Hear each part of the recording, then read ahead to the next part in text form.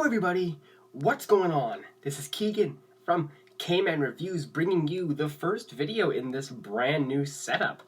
And the reason why I have this new setup, for those of you who haven't been following me on social media, is I got a new computer, an actual desktop computer this time.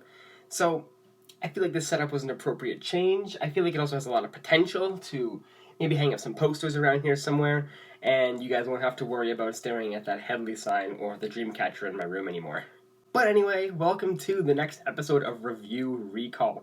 This will cover most of the albums that I heard in August, and I did miss a few that came out near the end of the month, but those will be in September's video. So let's not waste any more time, let's dive in.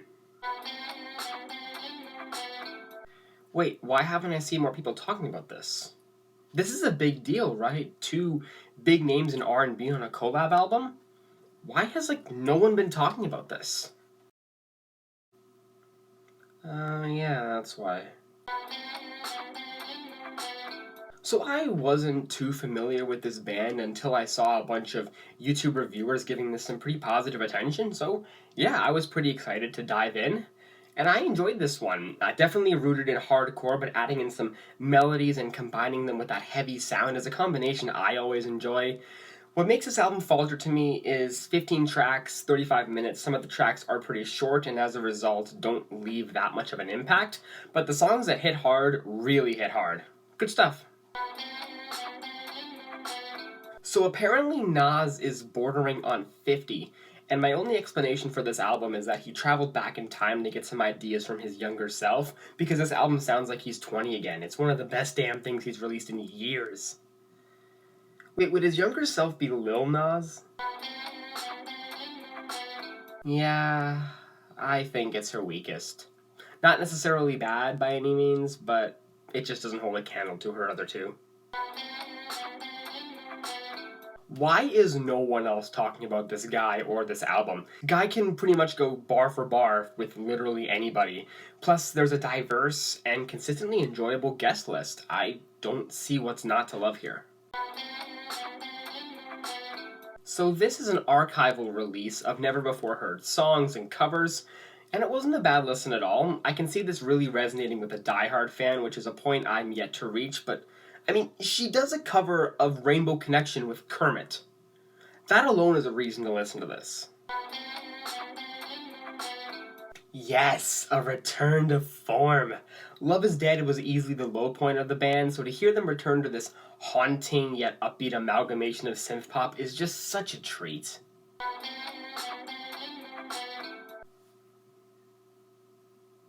But why though? Delay after delay plagued this album, so I did not have high hopes going in, and while I genuinely think the singles for this are good, the bulk of the album is just so boilerplate, and Ryan Tedder's trying to do his Adam Levine on Sugar impression, just going uncomfortably high in his range. Yeah, not worth the wait. So I thought I had most of the albums from last month covered until I was reminded by a good YouTuber friend that this album did in fact come out in July, and I didn't cover it purely because I wanted to lighten the load of the last review recall, so I made an exception with this album to put it in here. And I'm glad I got to, because this album is incredible. Synth pop perfection even. Feels well polished, beautifully produced, gorgeous vocals as well. Yeah, this is a very enjoyable listen. It may just see my year-end list. I can see this one being a real deal breaker for fans. It's not the most sonically adventurous thing I would have liked, but I can admire how sincere and kind of gloomy it can be, an accurate representation of the past year and a half, 2 years maybe. But I was just kind of indifferent to this one.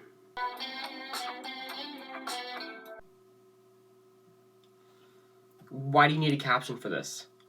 It's a Benny project, of course it's good. So this album really wears its production by 9 Inch Nails on its sleeve. It's much more aggressive, industrial, and heavy than anything she's ever done. In fact, her original pop persona is all but lost on this album. And frankly, I think it's her best to date. It's a modern country album. It's got some decent cuts on it, but you'll probably forget this came out in like a week. Okay, so let me get this straight.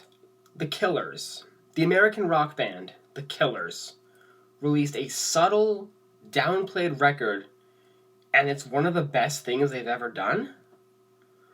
What dystopian timeline did I get transported to? So long.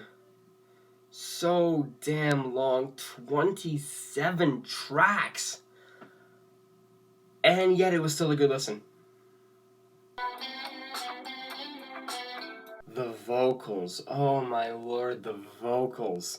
Beautiful voice behind these retro classic soul instrumentals with a modern twist. I have found my comfort album. You know, I've missed Ty quite a lot actually, so I was quite surprised to see this pop up with seemingly zero push or promotion, and yet again it's another great album. It's got touches of glam rock, disco rock, screeching riffs, and sludgy metal. Such a unique artist pumping out such diverse music. Amazing stuff. Well, it's probably some of the most I've enjoyed blackbear. Although misery still is not far off of a word, I personally prefer boredom. So this EP is a sentimental tribute to Notting Hill Carnival and its subsequent cancellation due to COVID. And this was a pretty good listen, definitely much more relaxed and vibey. I especially like Jimmy Jimmy and how it almost sounds like a lost track from Demon Days. Yeah, good stuff. Nice. I don't really have much else to add, this is just a nice album. Okay, a striking amount of versatility on this new record here. Really took me aback with how unique, fun, and creative this whole project was, and even at 16 tracks, it didn't drag.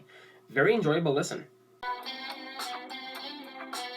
You know, after being able to fully immerse myself with the members of Griselda for a few projects each, I think Westside Gunn might be my favorite. I just get enamored by his childish cadence that makes these tracks so much more engaging to me. That's not to discredit Benny or Conway at all, they're both excellent in their own way, but when it comes down to Burden of Proof, La Machina, or this, I'm likely returning to this first.